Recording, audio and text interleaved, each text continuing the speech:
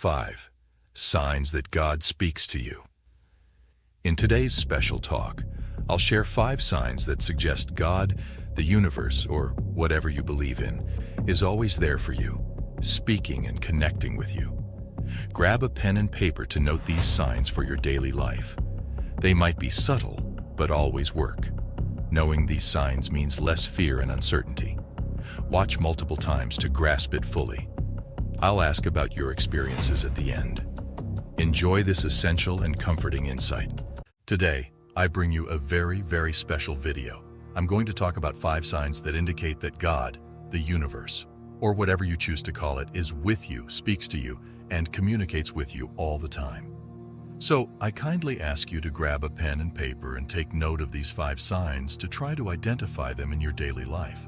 Sometimes they are very subtle, but they always work. Before we dive into today's video, make sure to subscribe, activate notifications, and hit the bell icon because I'm sharing powerful information every day to help you in your personal and spiritual development and take your life to the next level. Don't miss out. Subscribing will keep you informed whenever I post a new video. Now, let's get to today's instruction. Pay close attention because it's incredibly powerful. By the way, of the 5 signs, my favorite is the 5th, but I want to know which one resonates most with you. So, as I mentioned, take notes. Let's get started. Today, we'll discuss an incredibly important topic. Did you know that God, the universe, or whatever you want to call it, is with you? But you must learn to identify the signs that indicate it's with you and communicates with you. This is an extremely powerful subject because if you knew who accompanies you at all times, you'd never have fear or uncertainty again. So, as I said, take note of the 5 signs. At the end of the video, I'll ask you which ones you've been experiencing every day. I recommend watching this video several times because you'll pick up more on subsequent viewings.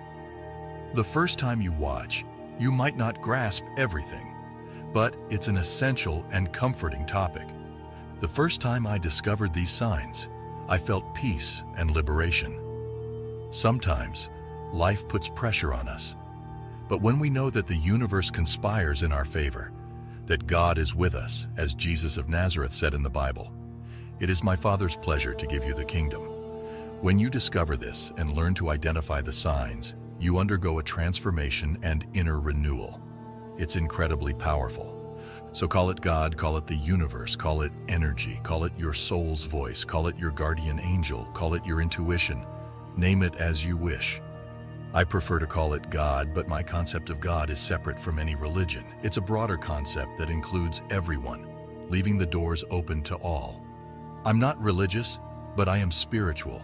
What I can tell you is that having this connection and learning to connect with it, often you're actually talking to yourself, is essential.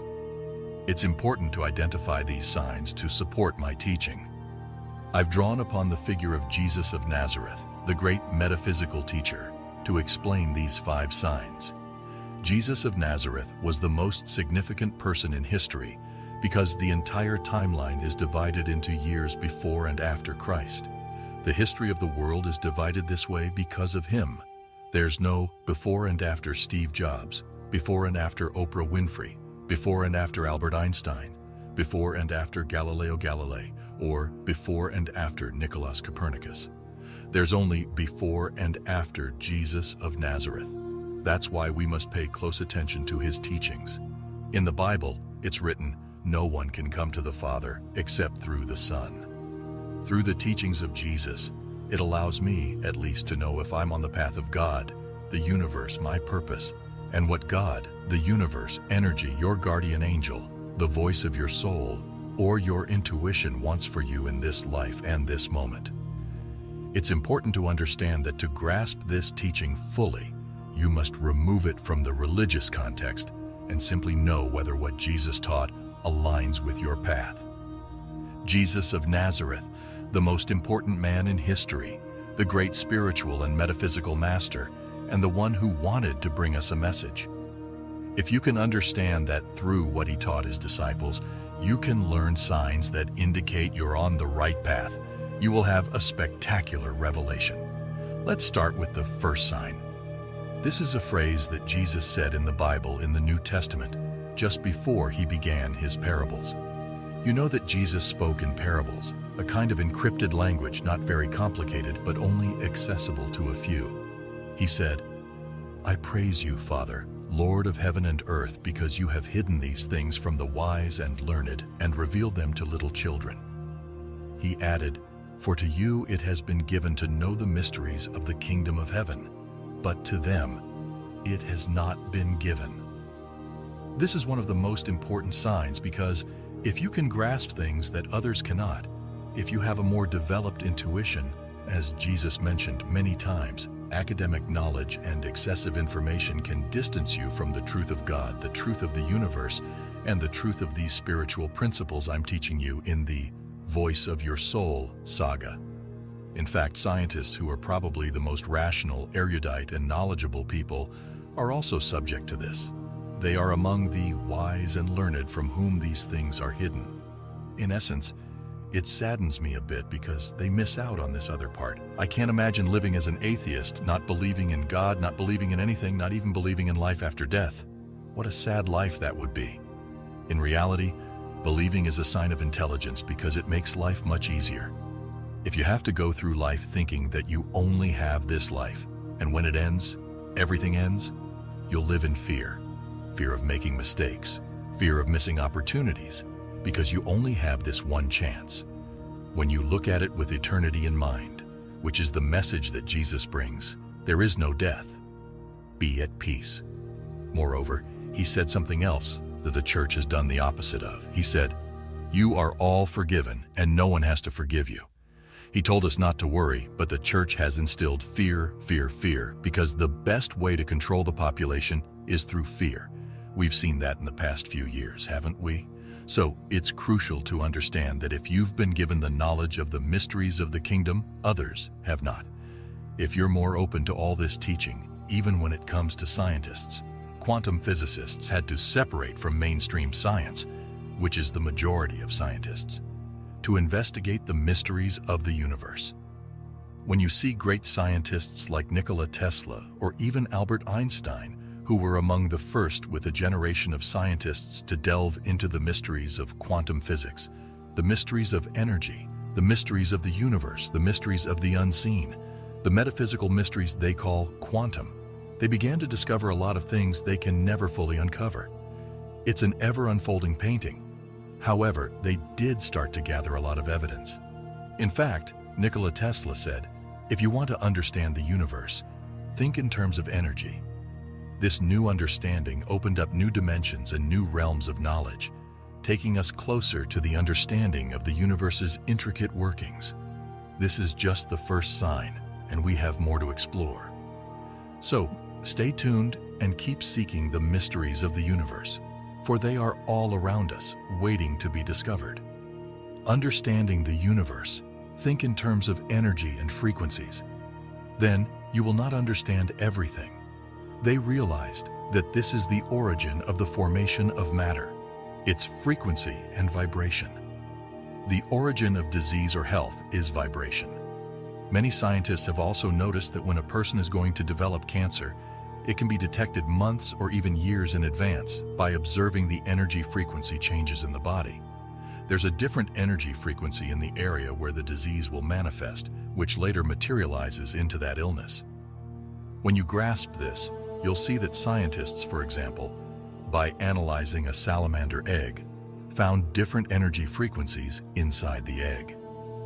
These energies activate the entire cellular development process. They also discovered that the frequency vibration where the salamander's tail would develop was much lower than the frequency where the brain would develop. When I discovered this, I thought, science is starting to realize what Jesus of Nazareth and the great spiritual masters of the past have been telling us for thousands of years. It's just remarkable that it took thousands of years to grasp this, that energy creates matter, and it's the vibrational frequency that brings matter into existence, not the other way around. The great Hermes Trismegistus, who is also attributed to the name Enoch in the Bible, the biblical father of Methuselah. You might know Methuselah as the oldest person in the Bible, living for 900 and some years. said 5,000 years ago, "As above, so below, as below, so above." It's the principle of correspondence, which means that what is in the mental realm corresponds to the physical realm. What's in the energetic plane corresponds to the material plane, and what's in the material plane corresponds to the energetic plane. It means there is no separation. And the mental part corresponds because, with the mind, we move energies and change vibrations. That's our free will.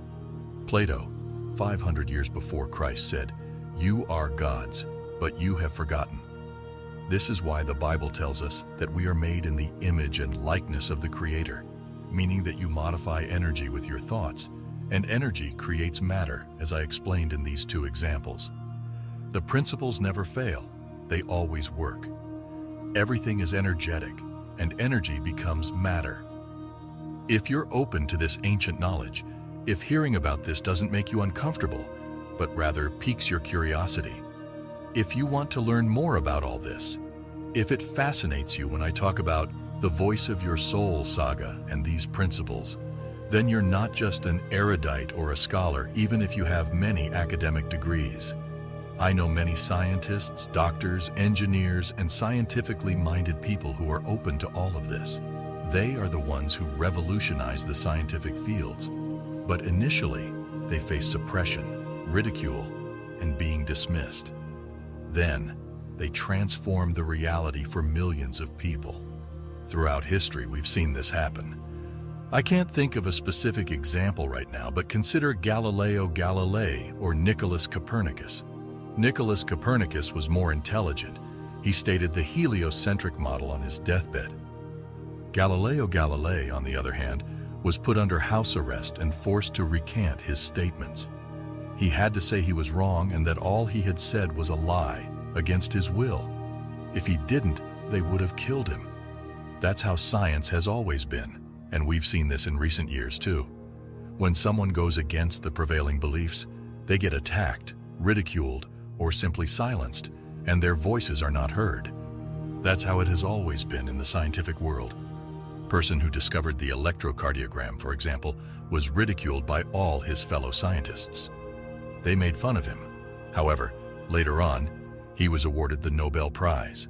After the electroencephalogram was discovered, the electrocardiogram followed, and then all the implications that it has had. He knew that until then, scientists only measured the physical part of the brain. They could see that there was a brain, but they didn't realize that the brain emitted waves and vibrations. They also didn't know that the heart, as I've explained in the Voice of Your Soul saga, emits electrical and magnetic waves. Electrical waves define the charge or the type of wave, while magnetic waves attract waves of a similar kind. When you emit an electromagnetic charge, you're emitting and attracting similar energies. This is the foundation of the law of attraction that so many people talk about. It's the principle of vibration. A person can measure these brain waves with an electroencephalogram. Now we know them as delta waves, theta waves, alpha waves, beta waves, and gamma waves. This is where science has reached, and I'm sure there are many more types of waves. Just like how a dog, for example, has a hearing capacity that allows them to hear sounds we can't. Many animals have better vision than we do. Eagles, for instance, can see things miles away that we can't perceive. When we can't see or perceive something through our senses, our rational and scientific ego automatically says it doesn't exist. Not only do we say it doesn't exist, but we also ridicule it. As Schopenhauer said, every truth goes through 3 stages. First, it's ridiculed. Second, it's attacked. And third, it's recognized as a truth that has always existed and that you already knew. This is how it works with everything. So, coming back to this first sign, you are a person who is open to all of this. You are someone interested in these topics, and deep down in your heart, you've always known it to be true. Now, you have a strong curiosity to keep learning. This is the first sign that God, the universe, and energy are communicating with you because, as Jesus said, "I praise you, Father, Lord of heaven and earth, because you have hidden these things from the wise and learned and revealed them to little children."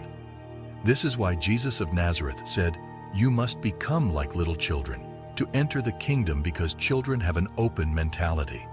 In fact, if you have the opportunity to talk to children, not all of them, but many of them remember past lives, know where they come from, can see deceased people, and have significant and special knowledge.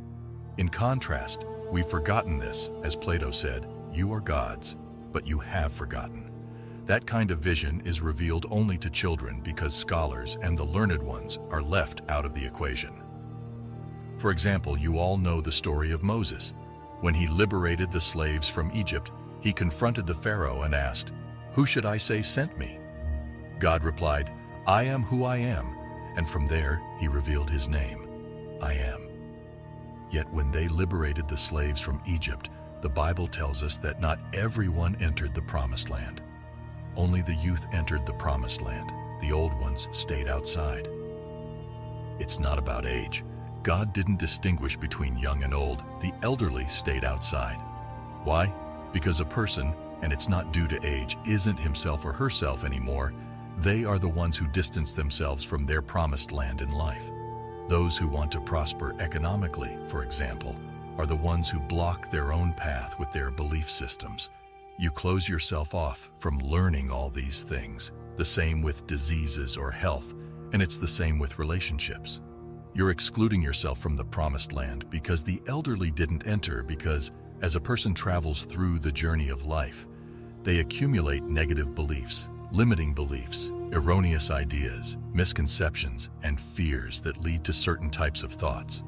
They become fearful, insecure, and become resentful due to all the traumas they've experienced throughout their lives. So they don't enter the promised land because if you're a person who is open to all this knowledge, if you don't react negatively to this but instead feel curiosity and want to learn more, then you're not just an erudite or an intellectual. So keep exploring, keep learning, and keep growing in your understanding of the universe and its mysteries. All your life, being a slave in Egypt, to enter a new level of life, you must get rid of the slave mentality. You can't enter the promised land with a slave mentality because, by vibration, as I was explaining earlier, it's incompatible. So, what happened to them was that children and young people who had less life experience and thus their beliefs weren't so deeply rooted could easily connect with the frequency that led them to the promised land. The older ones couldn't get rid of their old ways of thinking. That's why, if you have many years on this earth, it's essential to work harder on yourself than anything else because your life will change when you change. This is the first thing you learn in spirituality. When you change, everything changes. Most people are in the victim role, always blaming others for their circumstances or constantly justifying themselves. However, a person who has understood this first sign of being open to all of this and realizes that when they change, everything else will change, they start working harder on themselves than anything else.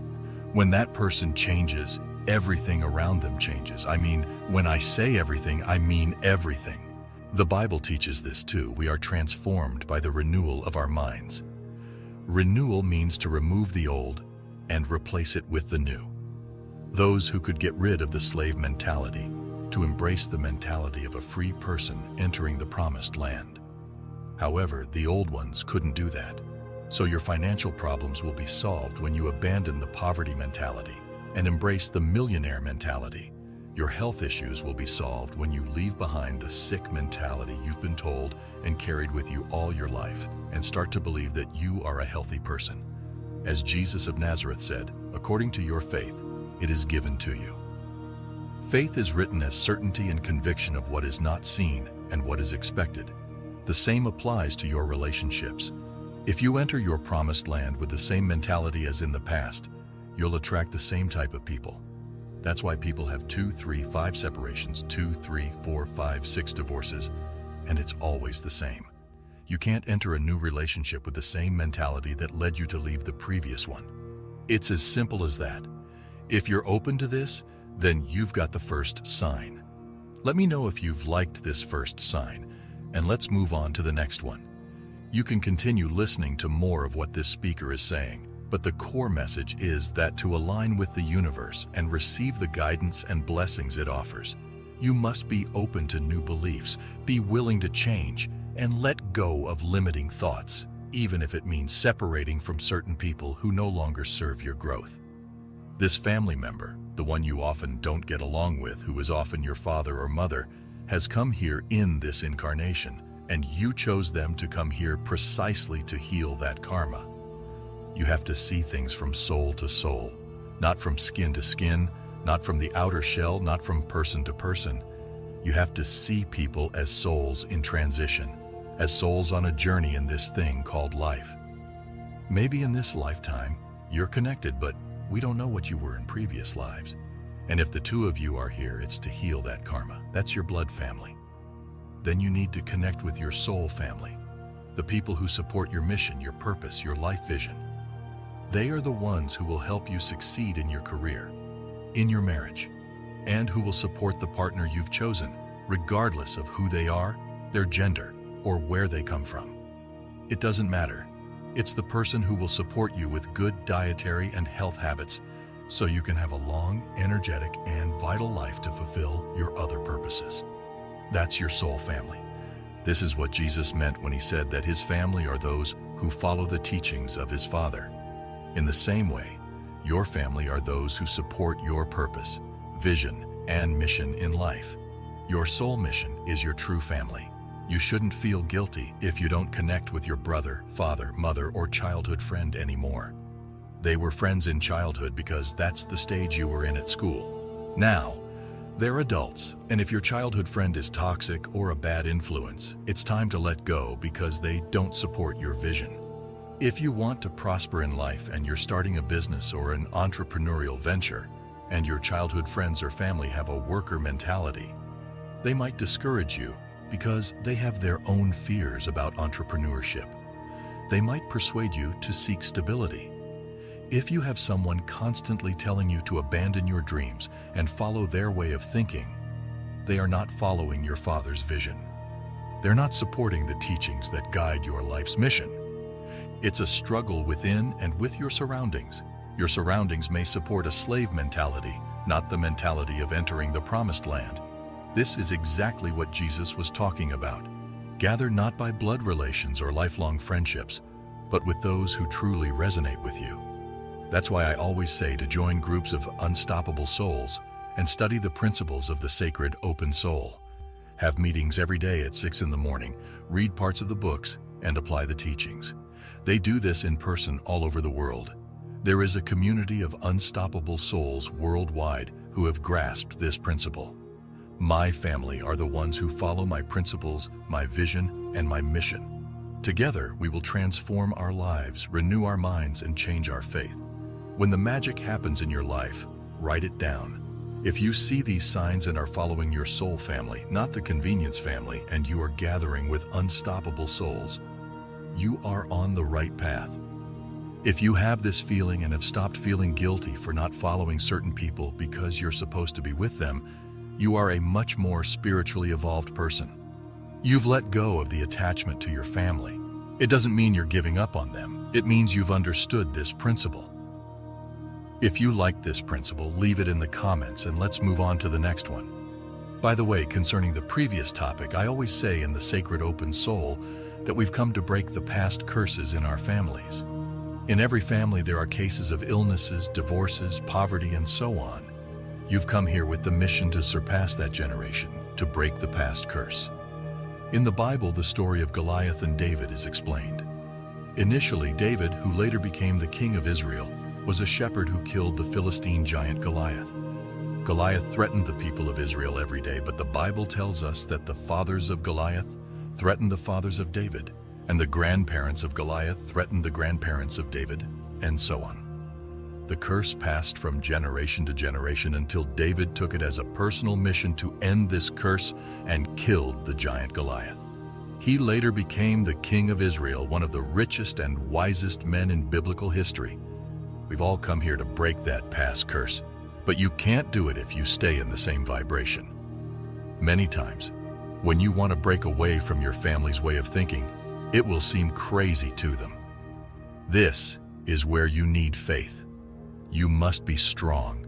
Listen to the voice of your soul and have faith. knowing that when you succeed, it will not only benefit you but also break the past curse of your family, benefiting them as well. Have faith, trust me. I've lived it, and you will too.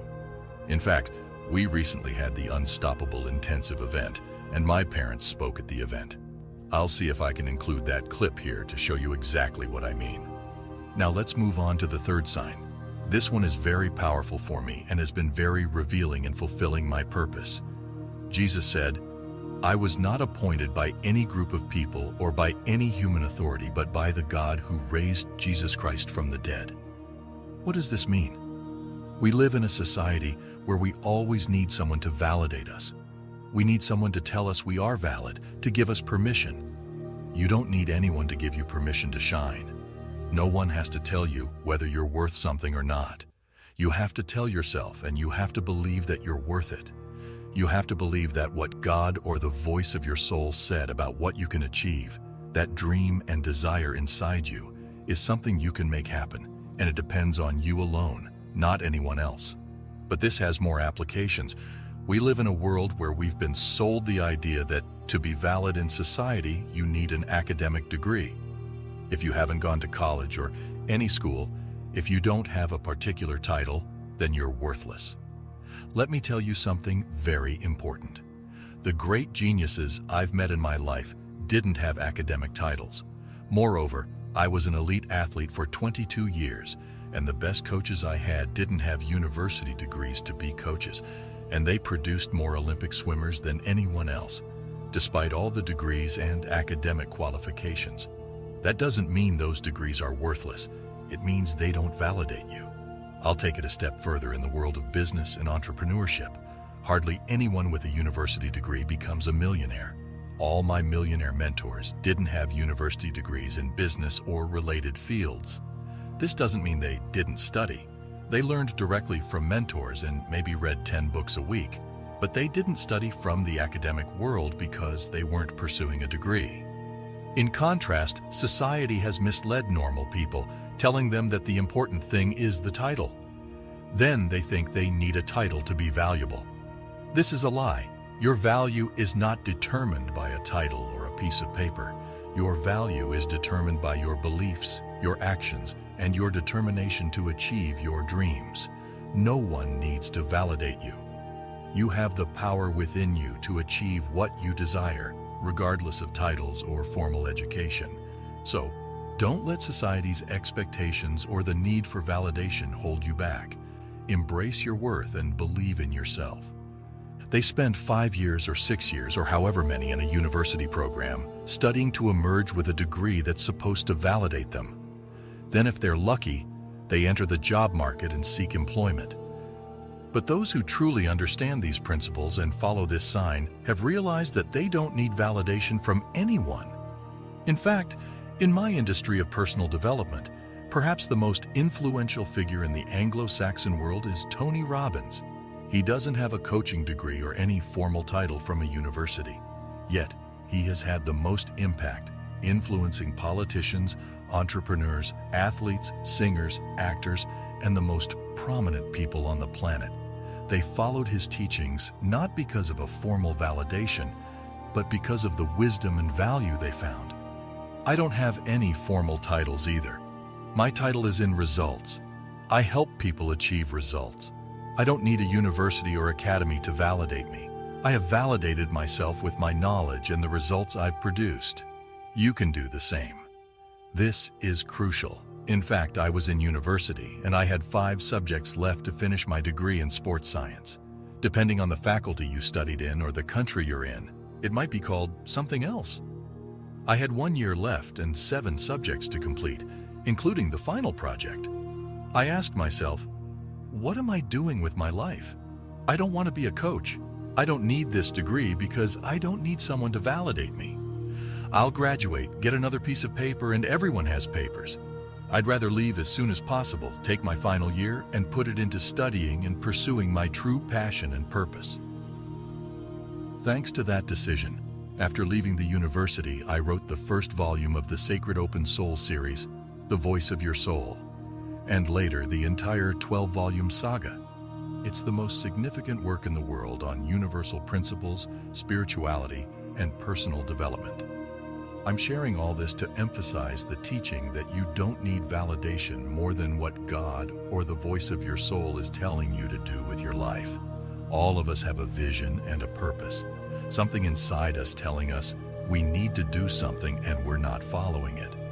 That's when problems arise, and it sometimes takes bravery to make those decisions.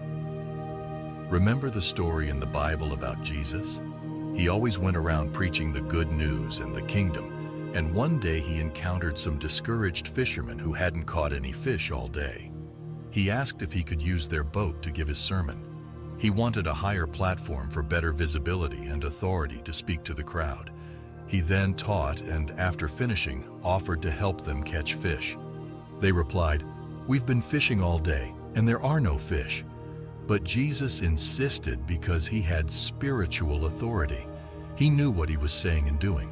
He told them to cast their nets again, and they followed his lead. The result? They caught more fish than anyone on the planet. The boat was filled with fish. When they returned, they were humble people who had just caught enough fish to support their families for months. Now imagine if you could earn a salary that would sustain you for 6 months. Multiply your monthly income by 6. Picture that right in front of you. Then imagine Jesus telling you, "Leave all of that and come with me. I'll make you fishers of men." He was calling them to a higher purpose in life. They had the security of the fish they caught, the security of their salaries, the security of the people they were surrounded by, and the security of where they lived. But Jesus told them to leave all that behind to fulfill their calling. I left the university, leaving everything behind, and returned from Madrid to Barcelona to my parents' home, starting from scratch with no money, no clear path, but with a tremendous vision of what I would achieve. I had faith and the conviction to work hard every day to fulfill that vision, knowing that God was with me. I had faith in what the universal voice of my soul had told me about what I had to do, and I trusted that I would make things happen. I didn't wait. I became an unstoppable soul. That's having faith. Faith is the conviction and certainty of what is expected and unseen, and it translates into action. But sometimes, you have to let go of things to achieve something greater. You have to let go of mediocrity to reach greatness. Sometimes, you have to leave behind the boat and the fish, your security, to fulfill your purpose. If you liked this sign, leave it in the comments below, and let's move on to the next one.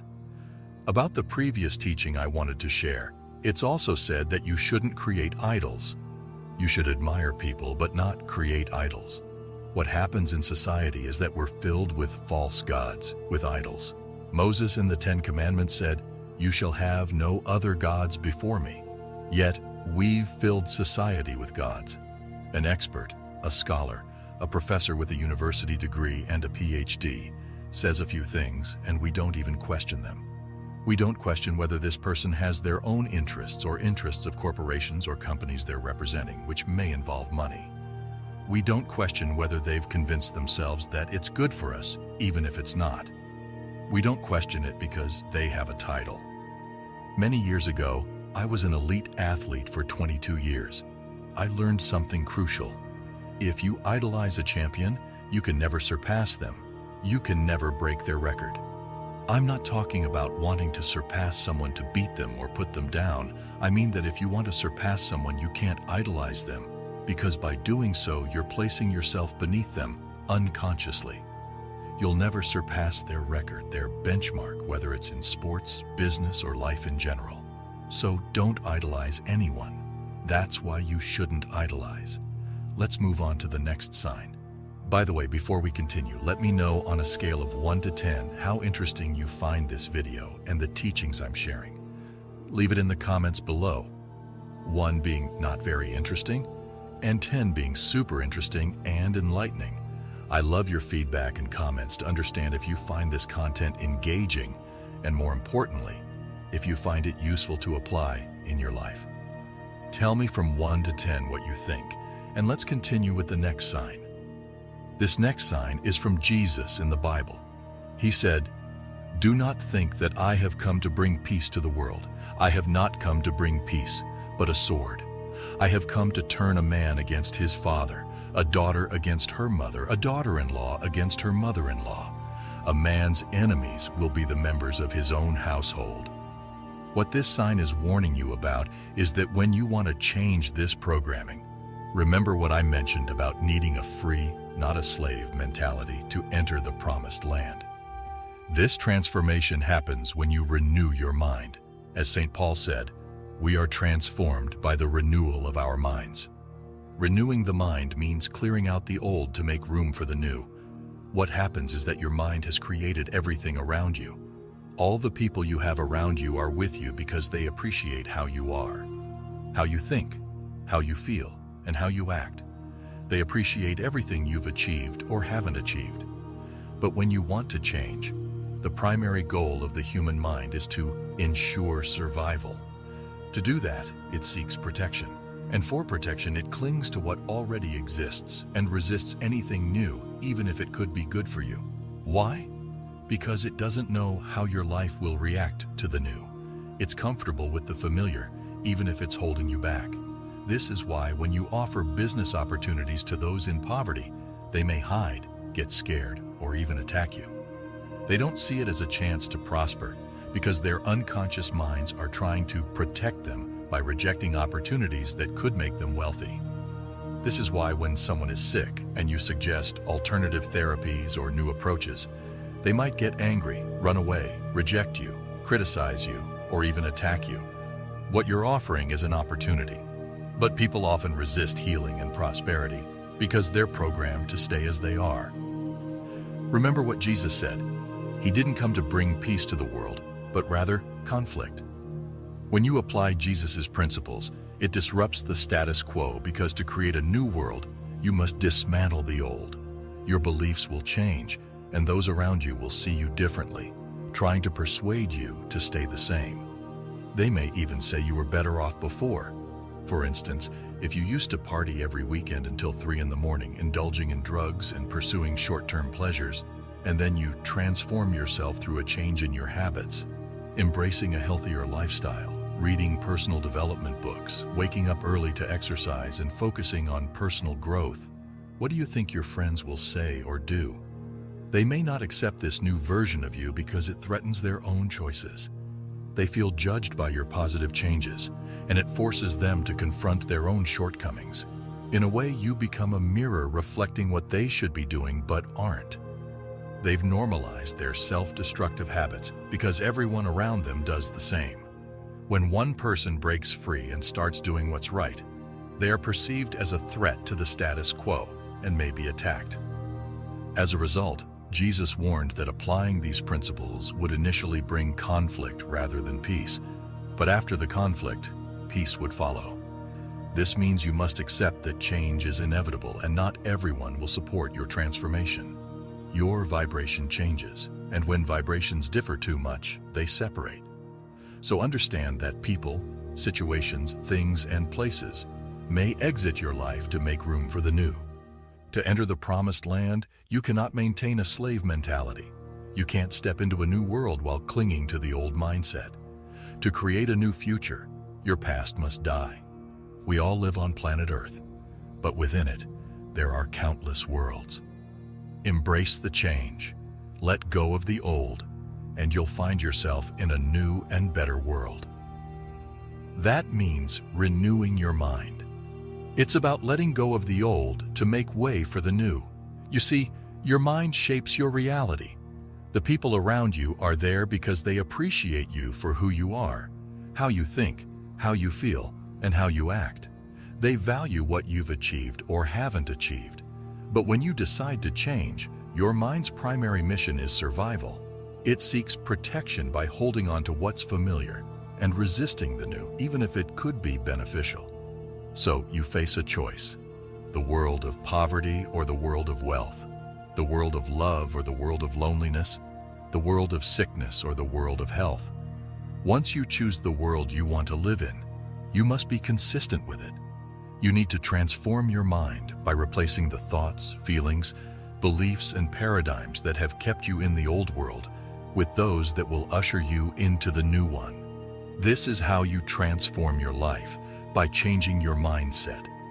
The universe is mental, and your thoughts manifest your reality. If you've found this message resonating with you, let me know in the comments, and we'll move on to the next point. By the way, regarding the previous message, when Jesus spoke of bringing war, not peace, it's similar to what Albert Einstein once said: great spirits have always encountered violent opposition from mediocre minds. Write that down in the comments so it sinks into your subconscious, and you understand that you're not alone. Many, like you, have faced strong opposition from mediocre minds. Now let's dive into the fifth message. Please let us know in the comments if you've ever experienced strong opposition from the mediocre minds around you. The final message I'd like to share, and personally my favorite, is what Jesus said: broad is the road that leads to destruction, and many enter through it, but small is the gate, and narrow the road that leads to life, and only a few find it. In other words, the path Jesus walked was one of trials and tribulations, not peace. Your world is shifting, and this path is filled with challenges. Behind those challenges, blessings await. The Bible also tells us, in the fire of your affliction, you will build your blessing. We progress through difficulties. Starting on a spiritual journey often means facing more challenges because you're dismantling your old world to build a new one. But as you overcome these challenges, you become better in every sense. That's why I believe this message is the most crucial. Many people mistakenly think that being spiritual means having no problems. However, the beginning of a spiritual journey often means more challenges because you're leaving your comfort zone. You're choosing the narrow gate and the difficult path, which is the path of faith. The easy path leads to destruction because what's easy weakens you. To illustrate, the universe operates in cycles. Easy times create unprepared and weak people. Weak people create difficult times. Difficult times make people stronger. Strong people usher in abundance. Abundant times create complacency and weakness. It's a cycle. So, don't choose the easy path in life, as it's what most people take. Choose your path because it's transformative. If you seek your purpose, not because it's easy, but because it's deeply meaningful, you'll always come out victorious. Whenever I've aimed for something in life, I've never looked for what's easiest to achieve. I've sought what inspires me the most, what would provide me with the most cherished moments and the greatest results. For example, if you want to heal from an illness, don't look for the easiest solution that might lead to side effects. Instead, seek to address the root cause. It's like planting a tree. It may take time, but it yields the most fruitful results. Don't settle for the path of least resistance. Go for your purpose because it's more transformative. With this attitude, you will always, always emerge victorious. If this message resonates with you, share your thoughts in the comments, and we'll move on to the next one. What you must change and what your body is signaling when you fall ill is to heal from the root cause. For instance, when I was 13 or 14 years old, I was diagnosed with chronic fatigue syndrome and fibromyalgia. I was told I'd never swim again and was prescribed a plethora of medications. However, I refused to accept that this was my fate. Instead, I questioned what had truly made me ill. I realized that about a year and a half earlier, my family had gone through an extremely stressful and financially devastating period. The stress was so immense that my body rebelled with fibromyalgia and chronic fatigue syndrome. I decided to heal from the root cause, and I took massive action. I also sought doctors who supported my vision of being healthy, not those who told me it was permanent. This pattern has been consistent in my life. Whenever I wanted to start my own business or pursue my life's purpose, I never sought the easiest path. I looked for what would provide the most meaningful results and create the best moments in my life. The journey that transforms you is rarely the easiest one. So, here are two powerful phrases I'd like to share. If you do what most people won't do now, in the future, you'll be able to do what most people want to do for the rest of your life. Write that down and keep it as a visionary statement. The second one is, if you do what's easy now, you'll have a difficult life. But if you do what's difficult now, you'll have an easy life. I've always chosen the narrow gate and the difficult path because I firmly believe it's the path to blessings. Unfortunately, the masses often avoid it. Now, I'd like to know which of the 5 messages has impacted you the most and how it will help you. Please share your thoughts in the comments. I love receiving your feedback. If you don't want to miss the next videos, please subscribe and turn on notifications. Don't just take my word for it, try it for yourself.